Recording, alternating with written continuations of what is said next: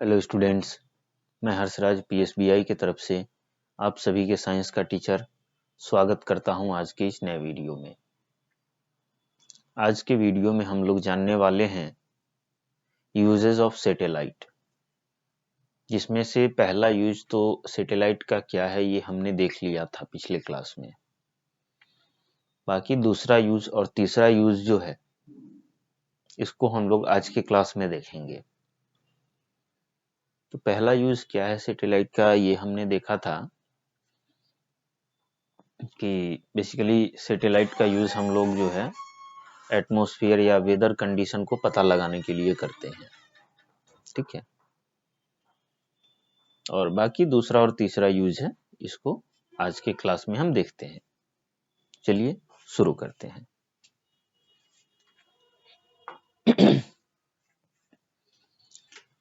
यहाँ पे लिखता है सेकंड नंबर में, communication satellites send live telecast of events on TV to distant places. अब देखिए, कम्युनिकेशन सैटेलाइट जो होते हैं वो लाइव टेलीकास्ट इवेंट का दिखाते हैं। ठीक है, यानी कि लाइव टेलीकास्ट कहने का क्या मतलब हुआ कि जैसे अभी मैं आपके लिए वीडियो बना रहा हूं और अभी ही सेम टाइम पे आप इसे देख रहे हो अपने घर से, अलग जगह से, कहीं किसी भी दुनिया के किसी भी कोने से, तो यही लाइव टेलीकास्ट होता है। जैसे आप लोग न्यूज चैनल देखते हो तो न्यूज चैनल जो है हमेशा लाइव टेलीकास्ट ही होता है। ठीक है, तो इसमें हमारी मदद कौन करता है? तो कम्युनिकेशन सैटेलाइट जो भी होते हैं वो हमारी मदद करते हैं इसमें।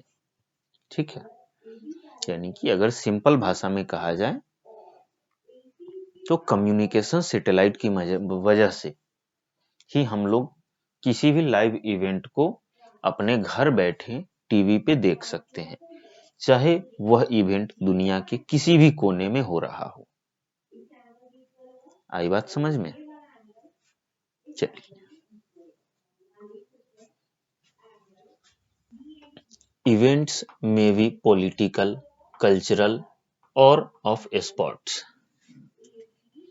और वो जो इवेंट है वो या तो पॉलिटिकल इवेंट हो सकता है, ठीक है, या तो पॉलिटिकल इवेंट हो सकता है, या तो कल्चरल इवेंट हो सकता है, या किसी स्पोर्ट्स का इवेंट हो सकता है। अब यहाँ पे हम लोग बात कर लेते हैं कि अगर पॉलिटिकल इवेंट हो तो जैसे कि अभी जैसे अमेरिका में डोनाल्ड ट्रंप ने राष्ट्रपति पद के लिए चुनाव लड़ा था और वो जीते थे।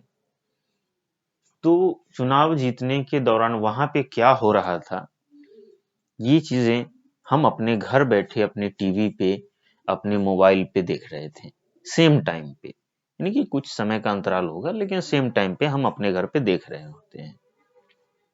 ठीक है, कल्चरल इवेंट यानी कि जैसे गुजरात में गरबा होता है, ठीक है, केरल में ओनम वगैरह ये सभी चीजें होती हैं, तो वहां के इवेंट को हम अपने घर बैठे आसानी से देख सकते हैं सेम टाइम पे। या स्पोर्ट्स, जैसे आप क्रिकेट वगैरह देखते हो तो वो चीजें लाइव चलती हैं। तो ये सारे जो इवेंट हैं या फिर और भी बहुत सारे इवेंट्स हैं जिसे हम अपने घर बैठे आसानी से देख सकते हैं। आई बात समझ में? चलिए,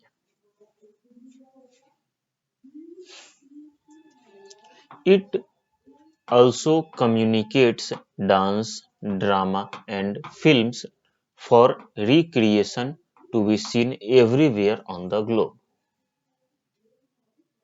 अब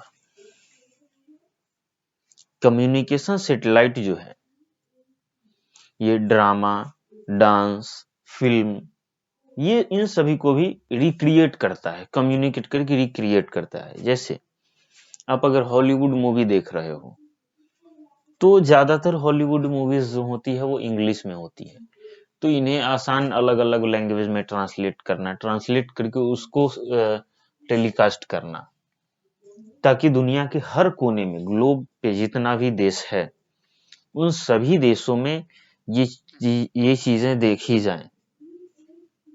ठीक है, तो इन सभी के लिए टेलीकास्ट करना, ये सारा काम जो है ये कम्युनिकेशन सैटेलाइट का काम है। ठीक है, चलिए अब हमारा आता है third number. Astronomers use unnamed spacecraft to take detailed observations and measurements of our solar systems and stars. अब हमारे जो एस्ट्रोनॉमर्स होते हैं, जो भी अंतरिक्ष यात्री होते हैं, वो हमेशा एक अननेम्ड यानी कि अनाम स्पेसक्राफ्ट का यूज करते हैं, यानी कि उनके यूज करने से पहले उस स्पेसक्राफ्ट का कोई नाम नहीं होता है। ठीक है, जैसे हमारे जो एस्ट्रोनॉमर हैं, उनको वो उसी स्पेसक्राफ्ट को, यानी कि वो हमेशा नए स्पेसक्राफ्ट को यूज करते हैं और उस नया स्पेसक्राफ्ट का कोई नाम नहीं होता है। जैसे कि एग्जांपल के लिए मुर्गी जो होती है, जब तक मुर्गी जिंदा रहती है उसका नामकरण नहीं होता है, जैसे ही वो मुर्गी मरती है उसके बाद ही उसका नामकरण होता है। जैसे chicken biryani, chicken chilli, chicken korma, बहुत सारी चीजें।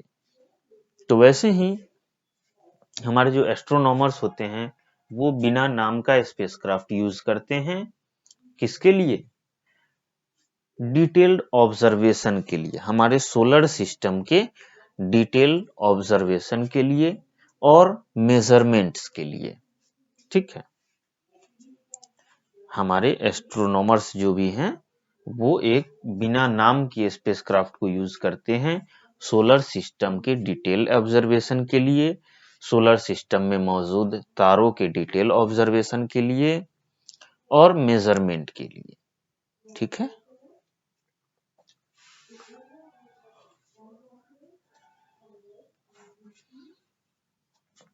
unnamed spacecrafts or space probes have traveled as far as the planets Venus, Mars, Jupiter and Saturn. और ये जो अननेम्ड स्पेसक्राफ्ट होते हैं या फिर अननेम्ड स्पेस प्रोब्स जो होते हैं, ये बहुत दूर तक ट्रेवल करते हैं, मतलब अनगिनत दूरी तक। जैसे वेनस तक पहुंच जाते हैं, मार्स, जुपिटर, सैटर्न तक पहुंच जाते हैं, इतनी इतनी लंबी दूरी तय करते हैं। तो ये सब जो होता है ये अननेम्ड स्पेसक्राफ्ट होता है, इनका कोई भी नाम नहीं होता है। जैसे कि हम लोग नॉर्मली जो चांद वगैरह पे जाते हैं तो नाम होता है ना, जैसे अपोलो 11 या फिर ये आईसेट 1A, आर्यभट्ट, ये सब नाम होता है। लेकिन जो स्पेसक्राफ्ट बहुत दूर दूसरे दूर दूर ग्रहों तक जाता है, इन सभी का कोई नाम नहीं होता है। ठीक है, इन सभी का कोई भी नाम नहीं होता है। आई बात समझ में? और ये जो स्पेसक्राफ्ट हैं ये यूज होते हैं हमारे सोलर सिस्टम के डिटेल ऑब्जर्वेशन के लिए। आई बात समझ में? यानी कि इनको किसी फिक्स मिशन पे नहीं भेजा जाता है, इनको केवल ऑब्जर्वेशन के लिए भेजा जाता है कि हमारे सोलर सिस्टम में क्या हो रहा है, कैसे हो रहा है, क्यों हो रहा है, इन सभी चीजों को ऑब्जर्व करने के लिए भेजा जाता है। आई बात समझ में?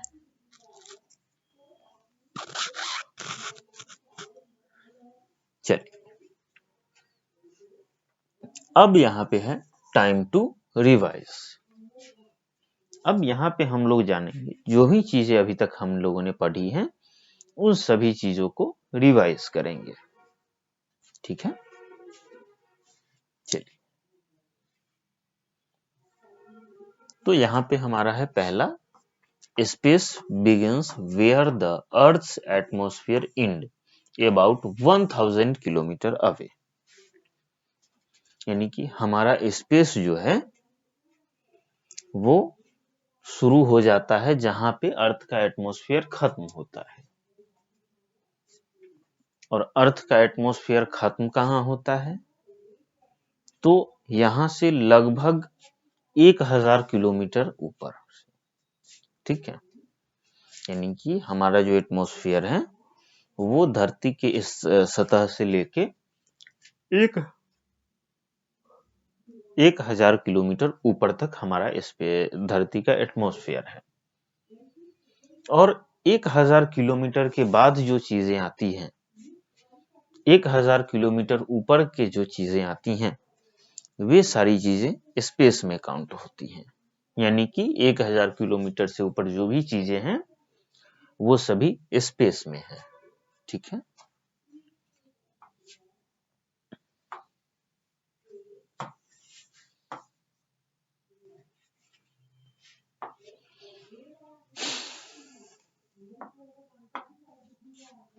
दूसरा है हमारा spaceship carry man into space overcoming the pull of earth's gravity.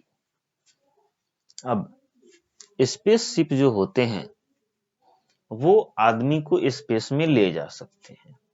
ठीक है, आदमी को स्पेस में ले जाते हैं overcoming the pull of earth's gravity, यानी कि अर्थ की ग्रेविटी को मात देते हुए वो आदमी को धरती से स्पेस में ले जाते हैं। आई बात समझ में? तीसरा, spaceship revolving round the earth are called satellite. यानी कि जो भी स्पेसशिप जो होते हैं वो अर्थ का जब राउंड लगाते हैं तो उसे हम लोग सैटेलाइट बोलते हैं। ठीक है, जो भी स्पेसशिप अर्थ के चारों तरफ रिवॉल्व करते हैं उसे हम लोग सैटेलाइट बोलते हैं। आई बात समझ में?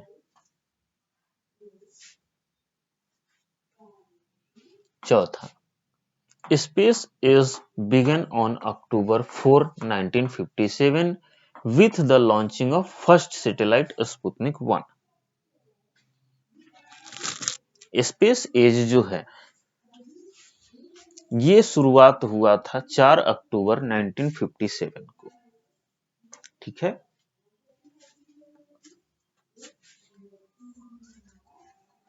स्पेस एज कब शुरू हुआ था? तो 4 अक्टूबर 1957 को स्टार्ट हुआ था।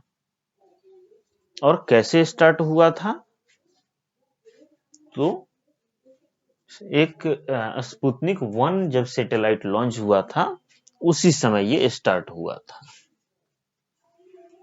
अगला है हमारा astronauts feel weightlessness in space. अब एस्ट्रोनॉट्स जो होते हैं, जो भी अंतरिक्ष यात्री होते हैं, वो स्पेस में वेटलेसनेस फील करते हैं, यानी कि वजनहीन फील करते हैं। उन्हें ऐसा लगता है कि हमारे अंदर में वजन ही नहीं है। ठीक है,